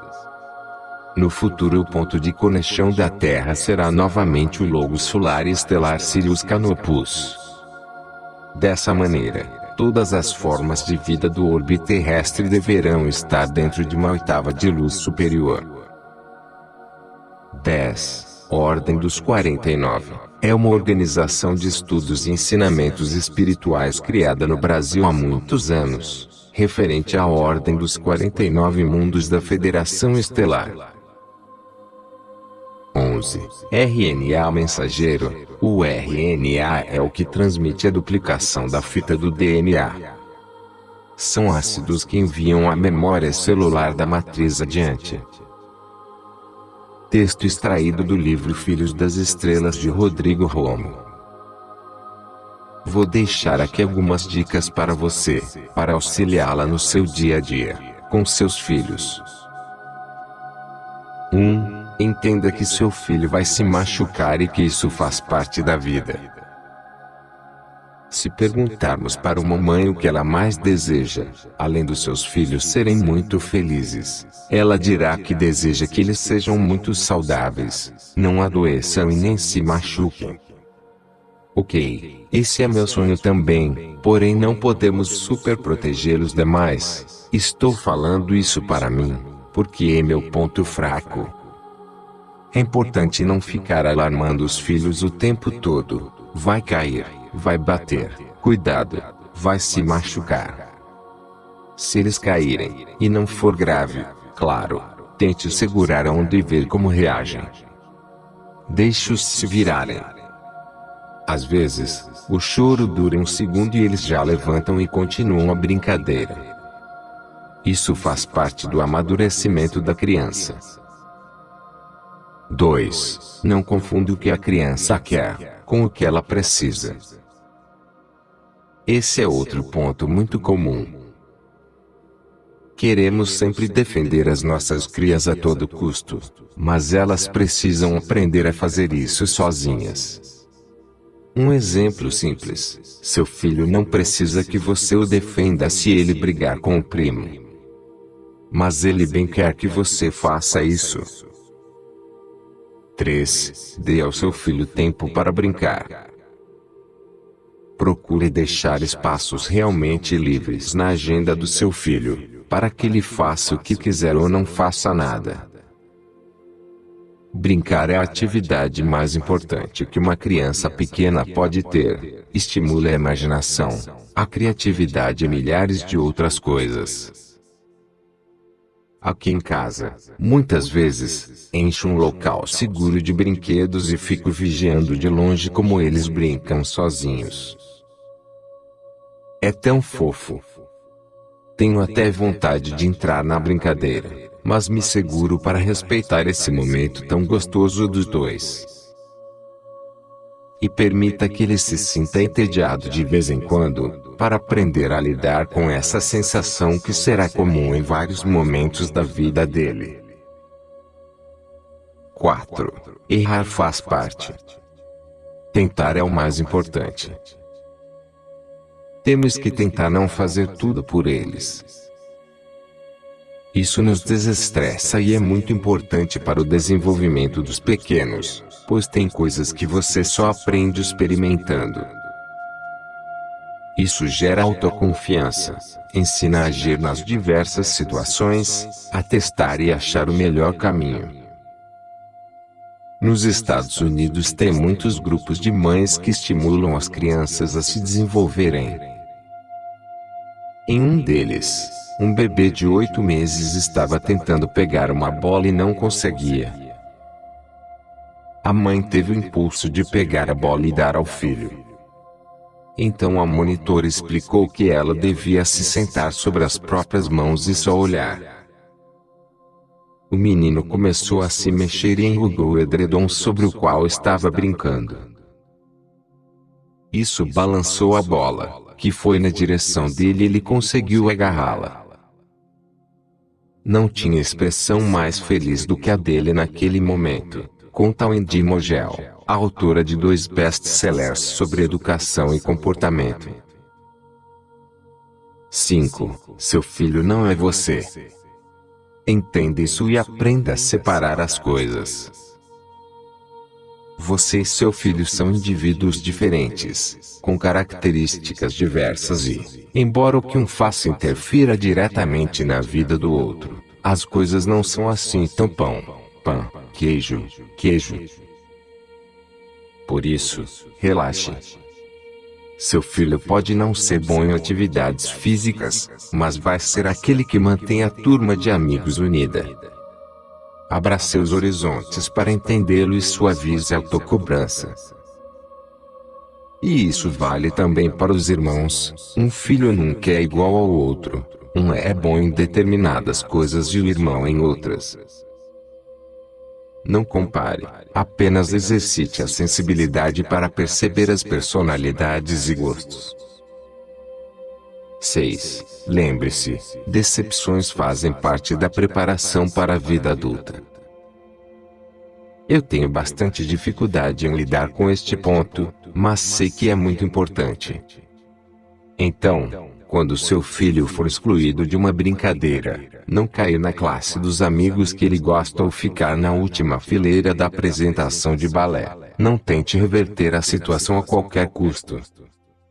Eles precisam se virar sozinhos. 7. Permita-se descansar. Quando estiver muito cansada, descanse. Simples assim. Não tente ser a Mulher Maravilha e continuar insistindo em fazer as tarefas se estiver exausta. Você não será uma companhia agradável para ninguém e se estressará sem necessidade. Deite-se por meia hora, tome um banho comprido e relaxe. Permita-se. Isso é fundamental para uma boa convivência. 8. Tenha bom senso, siga a sua intuição e dê ouvidos ao seu pediatra. Outro dia, li uma pesquisa que dizia que uma das coisas que mais tiram as mães do sério são as opiniões alheias. As opiniões de outras pessoas muitas vezes nos deixam mais confusas e menos seguras. Por isso, se está com dúvida com relação à criança, ligue para o pediatra. Vai atrás de um especialista ou até mesmo de alguém que tenha passado exatamente pela mesma situação. Não dê ouvidos para 1000 pessoas ao mesmo tempo, pois cada uma delas terá uma opinião diferente. Além disso, nós somos mães, temos bom senso e a intuição grita. Escute-a, ela raramente falha. 9. Deixe o medo de lado. Nasce uma mãe e brotam-se medos. É um medo atrás do outro, de errar, de acertar, de morrer, bate na madeira, de sair de casa, de ficar em casa, de encarar, de desistir. São tantas as categorias do medo que se ramificam em muitos outros. É hora de parar com isso e é tempo de desencanar um pouco mais, deixar nossos filhos crescerem mais livres e aproveitar mais a vida, transformando em leveza o que parecia ser pesado. 10. Coloque a máscara de oxigênio em você antes de colocar nas crianças. Nada como você estar feliz e bem resolvida para seu filho se sentir do mesmo jeito. Por isso, cuide de si mesma. Encontre tempo para sair com as amigas ou fazer algo de seu interesse. Permita-se ter preguiça de dar banho no filhote depois daquela festa e deixá-lo ir para a cama com os pés sujos. Só por hoje, finja que não viu aquele amendoim que ele enfiou na boca e estava no chão sabe-se lá quantos anos. E, não, ele não vai ficar doente por ir descalço até a cozinha buscar um copo de água. Para ele ser independente no futuro, passem juntos, a pé, de bicicleta, de transporte público. Seu filho aguenta aprender tudo isso. Ele só precisa da sua ajuda. De maneira leve. Espero que você tenha apreciado este conteúdo e aproveito para pedir o seu like na postagem, o que já nos ajuda bastante a manter o canal sempre ativo. Compartilhe com seus amigos estas lindas palavras em suas redes sociais. Se você não for inscrito ainda, se inscreva e acione a palavra todas no sininho ao lado da palavra inscrito, para que você receba as informações do que será postado nos próximos dias neste canal. Fico feliz de ter ajudado a espalhar aqui um lindo trabalho vibracional de auxílio mental, físico e espiritual para a humanidade. Até a próxima postagem. Desejo, para você e sua família, muita luz e paz. Vibração violeta.